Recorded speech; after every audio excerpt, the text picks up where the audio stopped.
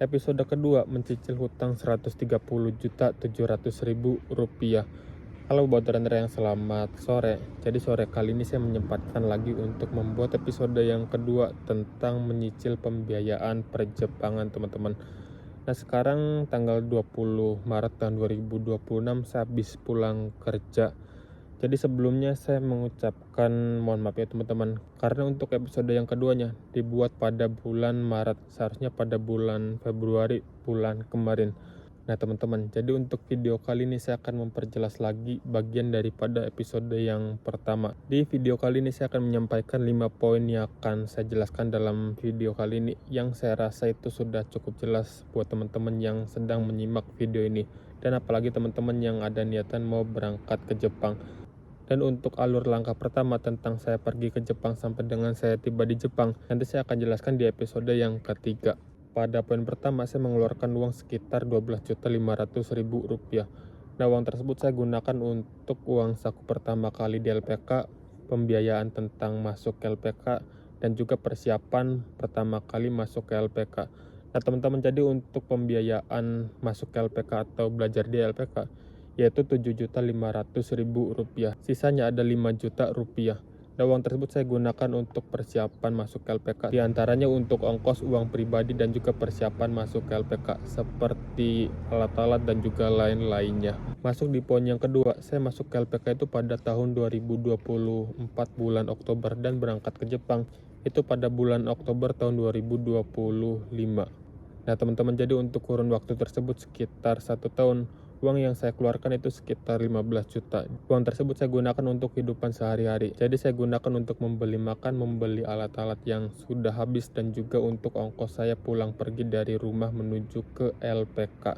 Jadi saya pulang perginya itu sekitar 2 bulan sekali ya teman-teman, dalam setahun. Jadi kira-kira ada 6 kali pulang pergi. Nah pada biasanya saya menggunakan kereta api. Dan untuk ongkos pulang perginya cukup besar, sekitar 150.000 untuk sekali pulang pergi. Di poin yang ketiga ini, uang yang saya keluarkan itu bisa dikatakan yang paling besarnya, karena saya membayar uang 55 juta untuk pemberangkatan menuju ke Jepang. Untuk pembayarannya saya membayarkan setelah mendapatkan job sekitar bulan April tahun 2025. Itu dari bulan April menuju ke bulan Oktober.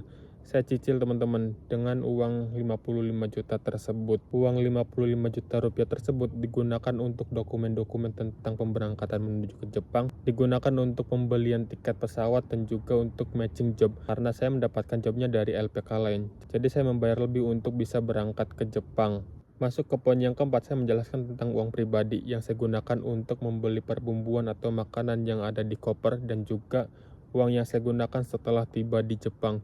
Itu kira-kira mengeluarkan uang sekitar 8 juta rupiah. Di antaranya 5 juta untuk keberangkatan dan juga 3 juta untuk uang pesangon setelah tiba di Jepang. Di antaranya uang 8 juta tersebut digunakan untuk keberangkatan seperti membeli perbumbuan, uang saku pribadi sebelum berangkat ke Jepang. Masuk ke poin yang kelima atau poin terakhir, saya menjelaskan tentang setelah saya tiba di Jepang. Nah teman-teman, jadi setelah saya tiba di Jepang itu tidak langsung bekerja. Jadi untuk 1 bulan pertama saya masuk ke penampungan terlebih dahulu. Pada waktu tersebut saya mengeluarkan uang yang sudah dijelaskan pada poin sebelumnya atau poin 4, yaitu 3 juta rupiah yang saya tukarkan dalam bentuk yen. Nah namun setelah keluar dari penampungan itu saya tidak langsung mendapatkan gaji. Jadi untuk gaji yang saya terima selama 1 bulan full itu di bulan yang keduanya teman-teman. Jadi setelah keluar dari penampungan saya meminjam uang lagi kepada perusahaan. Namun uang pinjaman yang saya keluarkan itu sudah termasuk ke dalam total Rp130.700.000. Nah teman-teman, jadi saya meminjam uang 7 juta sampai dengan mendapatkan gaji pertama saya. Di waktu sekitar 2,5 bulan kemudian, itu saya meminjamnya sekitar 7 juta rupiah. Alhamdulillahnya saya di Jepang itu mendapatkan perusahaan yang cukup baik ya teman-teman, karena bisa meminjamkan saya uang.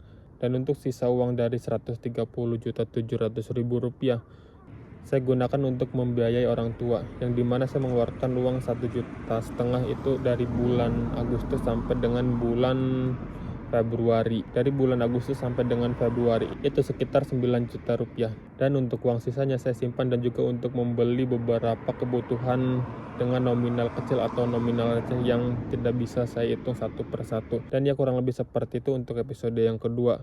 Nah, apabila teman-teman belum paham, teman-teman boleh komentar di bawah. Nanti saya akan perjelaskan lagi di part yang ketiga atau episode yang ketiga. Ya, jadi kurang lebih seperti itu untuk episode yang kedua kali ini untuk rincian tentang perjepangan. Nah, apabila teman-teman kurang ngerti atau dirasa perlu ada yang ditanyakan, teman-teman boleh komentar di bawah. Dan karena ini tanggal 20 Maret tahun 2026, satu hari sebelum lebaran, saya mengucapkan minal aidin wal faizin, mohon maaf lahir dan batin kepada semuanya. Oke, sampai jumpa di episode yang ketiga.